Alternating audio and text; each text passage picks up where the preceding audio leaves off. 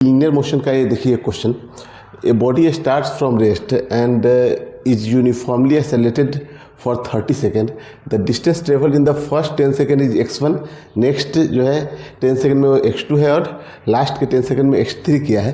तो यहाँ पे आपको बताना है कि x1, x2 और x3 जो है ना, इसका रेशियो जो होगा ना वो कितना होगा। तो देखिए ऐसा इसमें कहा नहीं है क्वेश्चन में कि ये वर्टिकली मोशन है या हॉरिजॉन्टल मोशन है, ठीक है ना, किसी भी तरह का मोशन हो, लेकिन एक्सेलरेशन जो है ना वो कांस्टेंट है।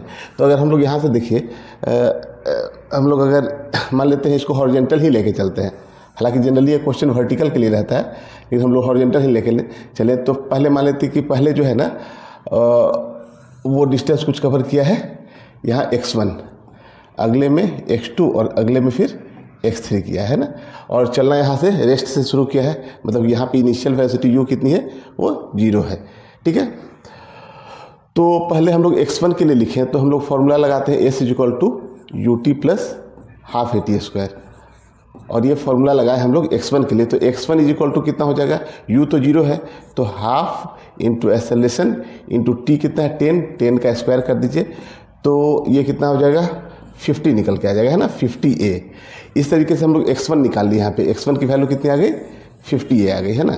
अब हम लोग क्या करते हैं ना, देखिए अगर x2 निकालेंगे आप ना, तो यहाँ पे आपको यहाँ की वेलोसिटी चाहिए, लेकिन अगर हम लोग x1 प्लस x2 निकालते हैं तो इनिशियल तो u 0 ही है, ठीक है ना। तो हम लोग क्या करते हैं ना, x1 प्लस x2 पूरे के लिए निकालते हैं, x1 प्लस x2 = क्या लिखेंगे आप, हाफ, ठीक है ना, u तो 0 हो गया, तो हाफ इंटू a और इंटू टी कितना हो जाएगा 20 सेकेंड हो जाएगा यहाँ से यहाँ तक का, है ना।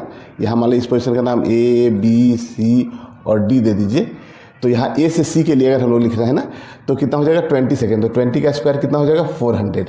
तो ये निकल कर कितना आ गया, देखिए x1 प्लस x2 की जो वैल्यू निकल के आ गई ना, वो हो गई 200a।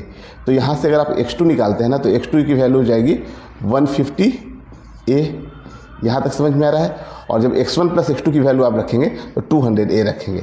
अब देखिए, अब हम लोग क्या करते हैं, a से लेकर d तक, मतलब कि टोटल डिस्टेंस के लिए निकालते हैं। तो x1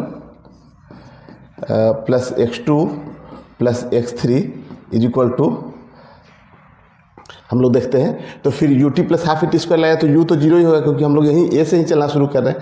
तो केवल half into acceleration a into time कितना हो जाएगा टोटल यहाँ से यहाँ तक के लिए 30 सेकेंड, तो 30 का स्क्वायर कितना हो जाएगा 900, है ना। तो ये कितना हो गया 450a हो गया। अब हम लोग को यहाँ से क्या चाहिए, केवल x3 चाहिए। तो यहाँ से x3 अगर आप निकालेंगे तो कितना लिखेंगे, 450a है अपना, है ना, और x1 प्लस x2 की जो वैल्यू है ना, इसको इधर ले जाकर माइनस कर देते हैं। तो x1 प्लस x2 की वैल्यू 200a है, तो यहाँ पे माइनस का 200 कर दें, 200a, तो ये निकल के आ गया कितना 250a। तो हम लोग को देखिए x1 = x3 का वैल्यू निकालना है। तो x1 =